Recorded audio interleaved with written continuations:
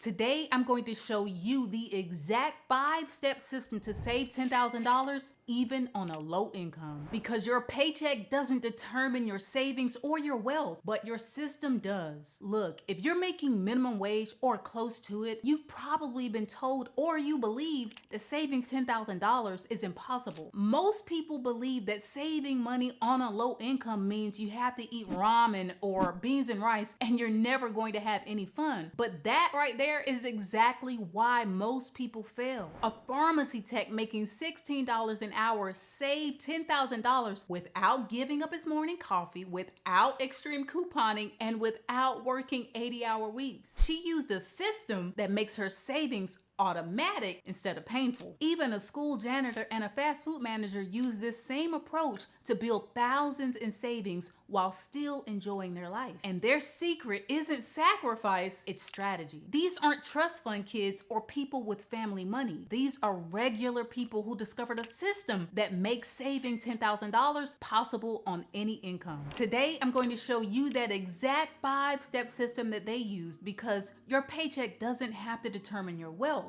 What's up, everybody? I'm Rashida and I'm your guide to smart money moves. I began my wealth building journey at 17. I've grown my portfolio to over $1 million and I managed to do this all on a police officer's salary. So I know that if I can do it, you can do it too. And I'm here to show you the way. So let's go. Now let's get real for a second. According to the latest Federal Reserve data, 40% of Americans can't come up with $400 for an emergency expense. And no, that's not a typo. Nearly half of everyone in the richest country in the world is one car repair away from financial disaster. And the craziest part about that statistic is that it includes people making $75,000, $100,000, or even more per year. But here's where it gets fascinating. I have been studying wealth building for over 2 decades now, and I've discovered something that flips conventional wisdom on its head. The people that can successfully save on a low income are not doing this through extreme measures. They're using a specific system that works regardless of your paycheck size. Take Maria, a hotel housekeeper making $13 an hour, managed to save $12,000 in 14 months. Or take my viewer James. He works fast food in California and was still able to get a $10,000 emergency fund built up in 20 months. And these are not outliers. They are just following a proven formula.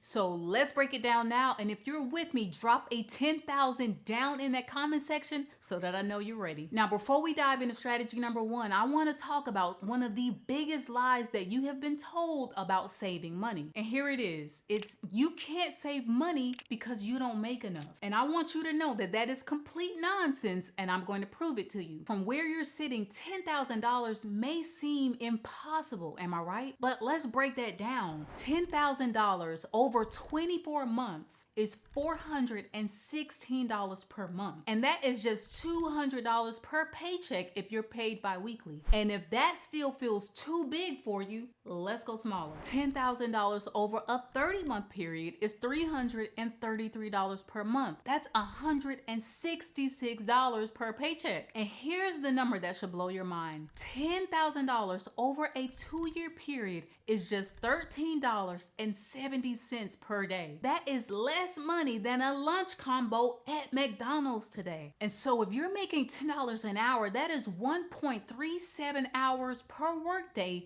dedicated to your future self. But here's the real game changer. This isn't just about the money. When you prove to yourself that you can save your first $1,000 on a low income, something magical happens in your mindset, because you are going to go from I'm broke to I'm someone who saves money. And that identity shift is going to be worth so much more than the money itself. And so drop a comment below and tell me the biggest financial lie that you have been telling yourself. All right, now let's get into the meat of this thing. Now, I call this the low income wealth building system, and it has 5 core strategies that work together like a financial machine. And the best part is none of these strategies require you to make more money to get started. Now, strategy number 1 is going to be the reverse budgeting method. Now with this, I need you to forget everything that you know about traditional budgeting, because most people budget by paying their bills first and then they try to save whatever is left. But here's the problem. There's never anything left. And so the reverse budget is going to flip this completely. You're going to pay yourself first and then you're going to figure out how to live on the rest. And so here's how this works. The moment your paycheck hits your account, you're going to immediately transfer your savings amount into a separate account. Even if it's just $10 or $25, the number isn't important. The key is that the money disappears before you have a chance to spend it. And you are very quickly going to adapt to living on whatever's left. And that is where the magic is going to happen for you. Take Carlos, a warehouse worker making just $13 an hour, started with $15 per paycheck. After 6 months, he increased it to $30 a paycheck. After a year, $50 a paycheck, okay? 2 years later, Carlos had over $8,000 saved, and he never missed that money coming out of his paycheck because he was making slow and steady increases to his savings over time. Now let's move on to strategy number 2. Now this one is going to be income maximizing without job hopping. Look, I'm not going to tell you to go out and get a second job when you're already exhausted. But what I am going to do is show you how to squeeze every penny out of your current situation. And so this is about working smarter and not necessarily harder. First, let's start by maximizing your current job. Start by picking up any overtime shift work that's available to you. You're going to be the go-to person that says yes when a coworker calls out sick. Be that volunteer who picks up holiday shifts that pay extra. Take Lisa, a retail worker who made an extra $25 in 6 months just by being that person who always said yes to those extra hours. Now, if you are someone who refuses or can't work extra hours, this is what you can do. You need to seriously consider turning some of your stuff around the house into cash. I want you to walk through your house with fresh eyes. That exercise bike that you haven't used in over a year, you need to sell it. Get on Facebook Marketplace and turn that thing into cash. The video games collecting dust in the living room, gone. The nice clothes that don't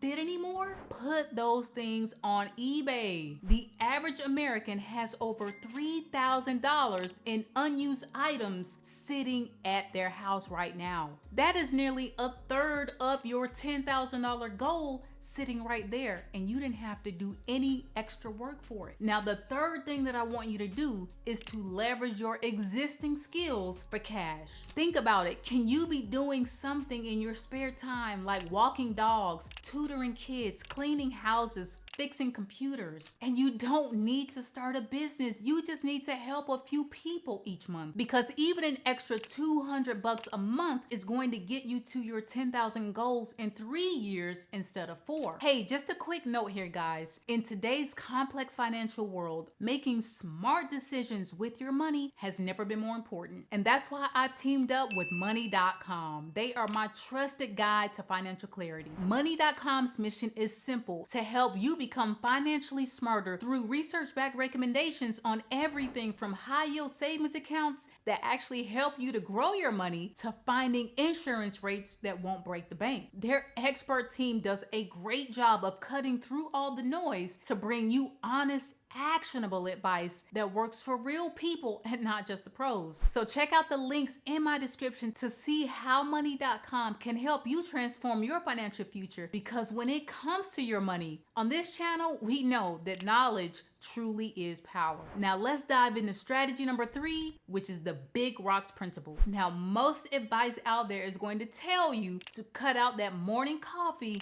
and all of your subscriptions, but they have that backwards, and let me tell you why. Your largest expenses are where the real money is hiding. And so when I talk about big rocks, I'm talking about things like your housing, your transportation, food, and entertainment. Take Jennifer, a single mom working as a server. And so instead of focusing on small things like cutting out a daily coffee, she focused on 3 big changes. She moved to a cheaper apartment, saving her $200 per month. She got a roommate, saving her another $500 a month. And she made the switch from eating out 5 times a week to just 2 times a week, saving her another $120 a month. And so just making those 3 changes have freed up $820 per month for Jennifer. That is over $9,800 per year. And so your changes don't have to be extreme. Can you find a way to downsize your living arrangement? Have you considered getting a reliable used car instead of keeping a car payment? Have you considered meal prepping on Sundays instead of buying lunch out every day? The point I'm making is that one big change can equal 10 small changes. Now, strategy number 4 is the automation advantage, and this is a big one. Listen to me.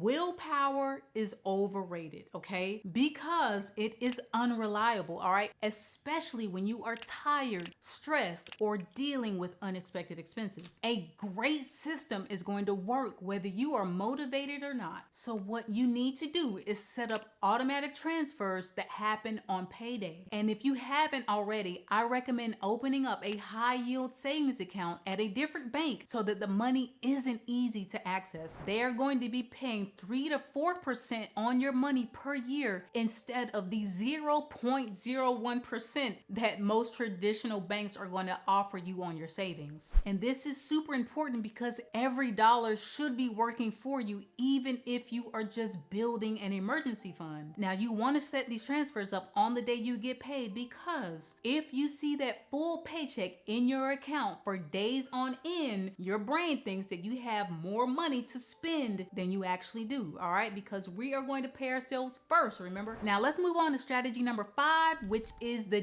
deadline effect. Now, this one is a psychological secret, and it's going to turn your wishful thinking into reality. I want you to make sure you set a specific deadline for your $10,000 goal. So not someday, not in a few years. I want you to set a date on a calendar. Let's look at Marcus, a delivery driver who decided that he wanted his $10,000 saved by his 30th birthday. And so that gave him 28 months to get to his goal. And so he did his calculation in advance, all right? He needed $357 a month, come hell or high water, to reach that goal by his 30th. And to break it down even further, he needed $178 per paycheck. And breaking it down is super powerful, you guys, because that $10,000 doesn't seem so big and impossible anymore. And if you haven't done this before, you need to try it out because it is very powerful. $10,000 seems like such a big bite to chew on, but $178 per paycheck is very easy. And so this made that $10,000 math problem seem like something that Marcus could solve. Oh, Mushu. Come here, girl. Here's what happens when you set a deadline, all right? Your brain starts to work differently when there's a sense of urgency involved, okay? You notice opportunities that you missed before. You'll make different choices automatically when it comes to your discretionary spending. And you'll start to see everything through the lens of, does this help me hit my goal? Now, the beautiful thing about this entire system is that each strategy reinforces the others. The reverse budget is going to create space for your savings.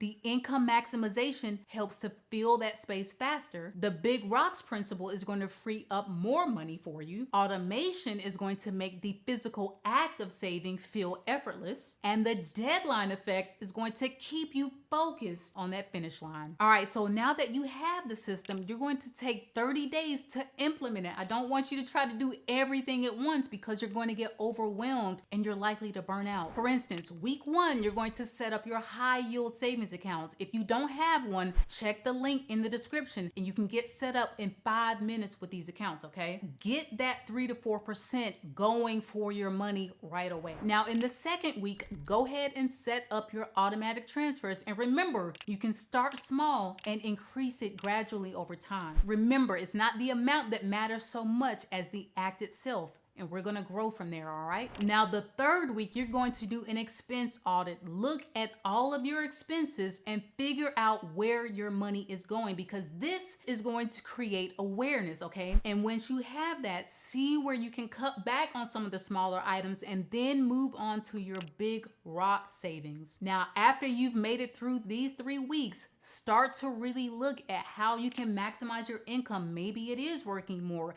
Maybe it's picking up little side hustles hustles that just give you a little bit of extra money every month that can grow into substantial savings. Now, after you have done this and you're in your 4th week, it's time to start optimizing, okay? Have you found things around the house that you can sell on Facebook Marketplace, on eBay? Have you figured out what your little side hustle is going to be to help maximize your income? Have you started picking up those extra shifts? Then you're going to settle everything in and start to bump that savings rate up over time, slowly but surely. Remember to set your date for your goal. Now, after 30 days, this is going to feel amazing because you've taken so many steps to put this system in place, and it is going to start working for you right away. All right, so there you have it, guys. Now you have all the tools you need to put your system in place. And just remember to always see your income as a starting point and not a ceiling. And just know that everyone who has ever saved $10,000 on a low income is starting exactly where you are starting from right now. So it can be done, and I believe in you. Now, if you found value in this video, do me a huge favor, hit the like button and share it with a friend who needs to get their savings on track. And if you are still here at